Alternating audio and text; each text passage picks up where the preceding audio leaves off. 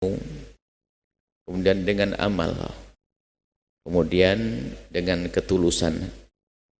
Sebab ada orang yang kalau masuk bulan Sya'ban yang muncul adalah mata merendahkan, sehingga memandang sebagian orang yang mengamalkan amalan di bulan Sya'ban dikatakan dia adalah sesat.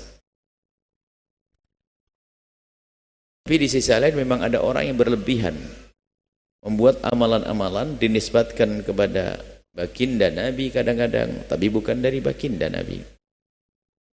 Jadi kita ingin berada di jalan yang kita duga, kita yakini kalau itu benar tentang bulan Sya'ban. Dan apa yang hendaknya kita lakukan di bulan Sya'ban?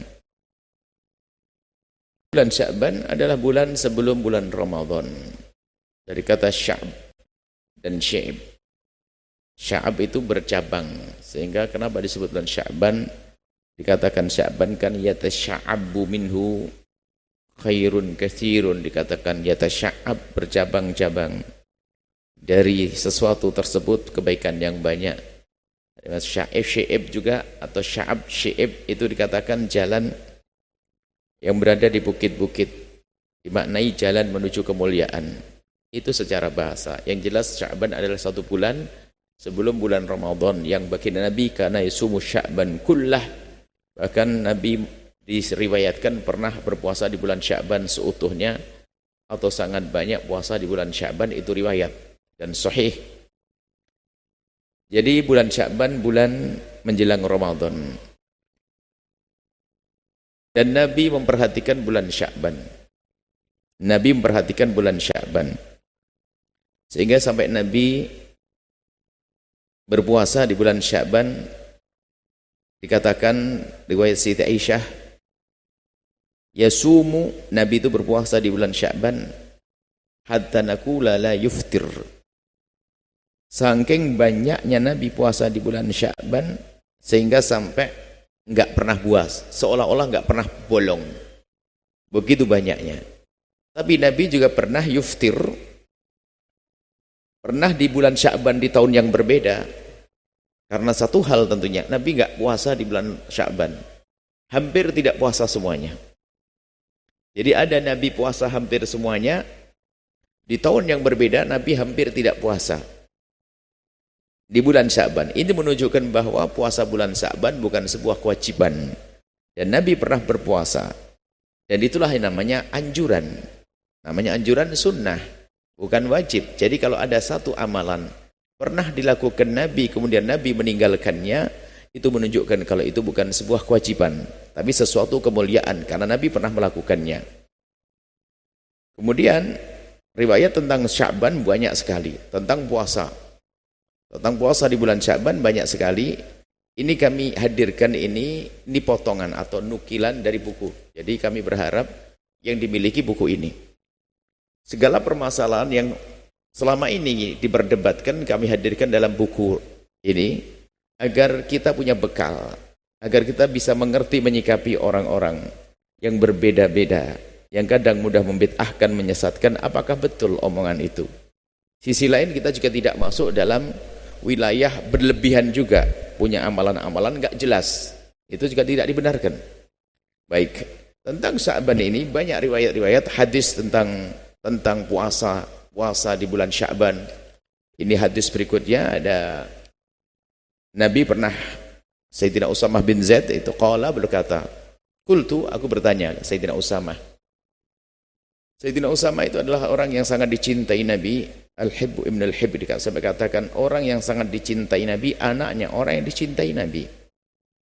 Sayyidina Zaid bin Harithah adalah dulu anak angkatnya Nabi, yang kemudian pengangkatan anak dibatalkan, tidak ada adopsi, yang ada adalah merawat orang, merubah nasab enggak boleh. Dulu namanya Zaid bin Muhammad, padahal namanya aslinya Zaid bin Harithah, punya anak Sayyidina Usamah. Usamah itu anak hebat. Dia menjadi panglima perang umurnya 16-17, masih muda sekali. Usamah. Qultu, aku bertanya, ya Rasulullah, lam araka tasumu syahran minas syuhuri ma tasumu min Sya'ban. Aku tidak pernah melihat engkau berpuasa di bulan-bulan yang ada selain Ramadan tentunya, lebih banyak dari bulan Sya'ban. Maksudnya gini, kenapa ya Rasulullah, aku kok menemukan engkau puasa di bulan Sya'ban kok banyak sekali? Nabi nyabat, dzalika syahrun, itu bulan Sya'ban adalah bulan yahfulun nasu, orang-orang pada melupakannya, baina Rajabin wa Ramadhana, karena berada di antara Rajab dan Ramadan. Para ulama menjelaskan, Nabi berpuasa di bulan Sya'ban itu karena Nabi melihat bulan Sya'ban ini kok bulan yang dilupakan. Karena jatuh antara Rajab dan Ramadan. Rajab orang sibuk beribadah, sibuk melakukan kebaikan. Ramadan luar biasa, tapi Sya'ban enggak. Maka Nabi ingin menyempurnakan agar hidupnya penuh dengan kebaikan, termasuk di bulan Sya'ban. Kemudian riwayat lain lagi, hadis sahih riwayat Imam Bukhari dan Muslim, yasumu syahron, ya ini Nabi Muhammad, lam yakun Nabi SAW yasumu syahron, kata Siti Aisyah, Nabi tidak berpuasa di satu bulan akthar min Sya'bana, lebih banyak daripada bulan Sya'ban. Jadi kalau ditanya misalnya begini, wahai Aisyah, wahai Siti Aisyah, selain bulan Ramadan, bulan apa yang paling banyak dipuasai oleh Nabi? Jawabnya adalah bulan Sya'ban. Fa inna kana yasumu Sya'ban kullah. Bahkan Siti Aisyah menambahkan, bahkan yang aku perhatikan, Nabi kalau bulan Sya'ban hampir puasa semuanya. Ini ada sifat Bukhari Muslim. Nah, artinya puasa di bulan Sya'ban adalah bukan sesuatu yang terlarang. Hanya nanti yang nggak boleh lagi itu adalah membawa riwayat tentang keutamaan-keutamaan yang tidak pernah ada dari Nabi, maka kita tidak hadirkan. Yang jelas kalau Anda ingin puasa bulan Sya'ban, puasalah Anda. Khususnya itu yang di bagian sini nih, yang punya utang rom. Sebelum masuk Ramadan, Anda sambil bayar utang lah di bulan Sya'ban, masih ada waktu. Nah, kan banyak ibu-ibu punya utang, adik-adik punya utang. Kesempatan Ramadan, apa Sya'ban. Kalau sudah masuk Ramadan lagi, Anda belum bayar utang, sementara Anda tidak punya udzur, Anda dosa. Biarpun semula adalah Anda karena udzur, kecuali Anda, ini adalah babnya bab puasa, mengqadha puasa itu,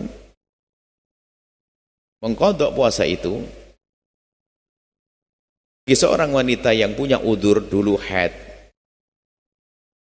kan tidak puasa, tapi diqadha dong nanti. Nifas karena menyusui. Jadi kalau Anda puasa tahun lalu sebelum Ramadan yang lalu, waktu mengqadha Anda itu terbentang antara Syawal sampai Sya'ban. Jika Anda tidak membayarnya kok masuk Ramadan baru lagi, Anda dosa, kecuali Anda punya udzur. Udzur itu kan, ini bab fikih puasa, insya Allah kami hadirkan di pekan depan tentang fikih puasa. Perempuan yang nggak wajib puasa, hamil, menyusui, dan seterusnya. Ada 9 orang yang tidak wajib puasa nanti. Cuman gambarannya ini, ada seorang ibu-ibu katanya, wanita solehah katanya. Wanita solehah, tapi nggak pernah puasa Ramadan dia. Anaknya 13. Waktu hamil nggak puasa, hamil nyusui, hamil lagi nyusui, hamil lagi nyusui, 13. Jadi hidupnya antara hamil dan nyusui, hamil nyusui, hamil nyusui, nggak sempat puasa dia, nggak dosa dia. Jadi kalau Anda dalam setahun ini kok punya udzur, lalu Anda tertunda mengqadha Anda, maka tidak dosa. Tapi kalau Anda ini nganggur, hamil enggak, nyusui enggak, sakit enggak, bepergian juga enggak, Anda punya utang, kalau tidak Anda bayar sampai masuk Ramadan berikutnya, Anda dosa. Sehingga utang Anda tetap utang, kemudian Anda membayar fidyah. Satu hari puasa 6,7 on bagi satu puasa yang Anda belum bayar tanpa udzur. Tapi kalau ada udzur nggak pakai fidyahan. Kalau tidak ada udzur, tidak ada udzur. Kalau ada udzur nggak ada masalah. Yaitu tadi, karena hamil dia nggak kuat puasa. Habis hamil menyusui, waktu mengqadha setahun nyusui. Bayinya bayi sehat, sehingga seorang ibu lemes, nggak kuat, nggak puasa. Lalu nggak sempat mengqadha, nggak apa-apa. Jadi tolong yang nggak punya masalah, Anda segera qadha mumpung ada waktu Ramadan ini. Baik. Kemudian ini masalah puasa. Kemudian masalah menghidupkan malam nisfu Sya'ban itu seperti apa sih? Menghidupkan malam nisfu Sya'ban, ada berita tentang keutamaan, kelebihan malam nisfu Sya'ban. Dalam satu riwayat dari Sayyidina Mu'adz bin Jabal. Bahkan di para muhadditsin banyak mengatakan hadis sahih. Ani Nabi, dari baginda Nabi sallallahu alaihi wasallam, qala yattali'ullahu tabaraka wa ta'ala, Allah yang maha suci, maha luhur, maha mulia melihat ila khalqihi, kepada hambanya. Alani, setiap saat kan Allah melihat. Tapi kalau sudah disebutkan Anda sudah melihat saya, kemudian saya katakan lihat, berarti ada sesuatu yang penting. Waktu Allah menyebutkan, Nabi Muhammad menyebutkan Allah melihat, berarti pandangan yang khusus. Lah pandangan khusus apa sih? Ilmu Allah atau apa? Apa pandangan khusus Allah kepada hambanya? Pandangan khusus Allah kepada hamba adalah curahan rahmat dan keberkahan dan pengampunan seperti yang disebutkan dalam hadis lain. Jadi yattali'ullahu tabaraka wa ta'ala, Allah melihat hambanya dengan pandangan yang khusus ila khalqihi lailatan nisfi min Sya'ban, setiap malam nisfu Sya'ban. Setiap malam di Sya'ban Allah melihat kepada hambanya dengan pandangan khusus. Fa yaghfiru, lah ini buahnya, li jami'i khalqihi, kemudian Allah akan mengampuni semua makhluknya, illa li musyrikin, kecuali orang yang menyekutukan Allah. Orang yang menyekutukan Allah nggak dapat tentunya dia. Au musyahin, atau orang beriman tapi dia punya masalah dengan saudaranya, rebutan waris belum beres dan sebagainya, punya dendam dengan saudaranya, musyahanah, kebencian, kedengkian, permusuhan, maka malam nisfu Sya'ban berlalu, dia tidak diampuni oleh Allah. Orang harus paham bahwasanya jika satu malam disebut sebagai malam istimewa, istimewanya bukan istimewanya malam itu, akan tapi apa yang kita lakukan di malam itu, kan begitu. Biarpun malam istimewa, kalau malam itu bermaksiat, apakah jadi istimewa orang tersebut? Tentu tidak.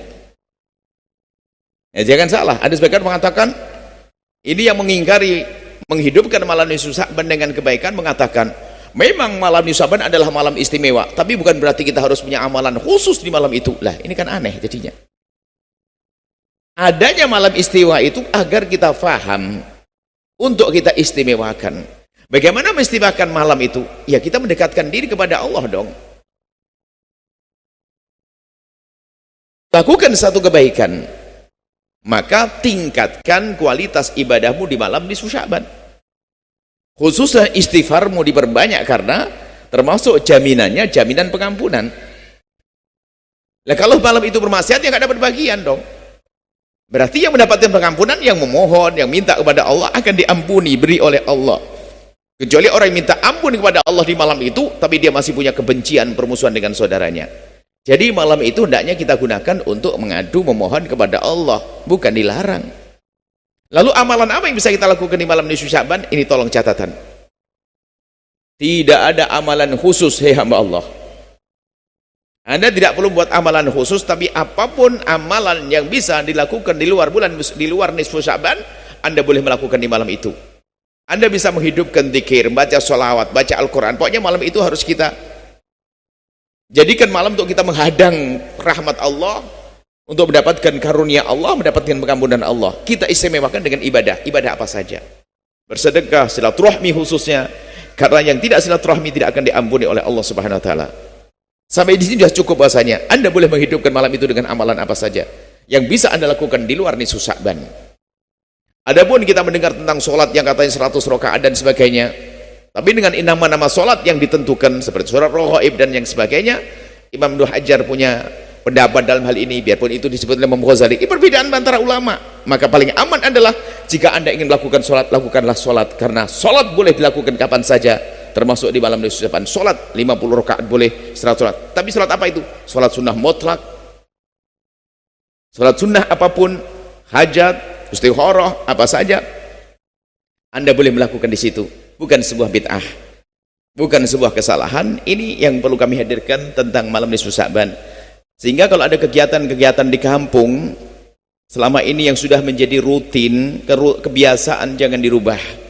Kalau ternyata mereka bersandar dengan riwayat yang tidak benar, misalnya riwayat yang dikritik oleh Imam Ibnu Hajar Al-Haytami, amalan itu adalah bid'ah, bukan harus dihentikan itu pekerjaan, akan tapi kita beri pekerjaan yang lain atau dengan niat yang berbeda sehingga tidak masuk wilayah bid'ah yang dikatakan oleh Ibnu Hajar Al-Haytami.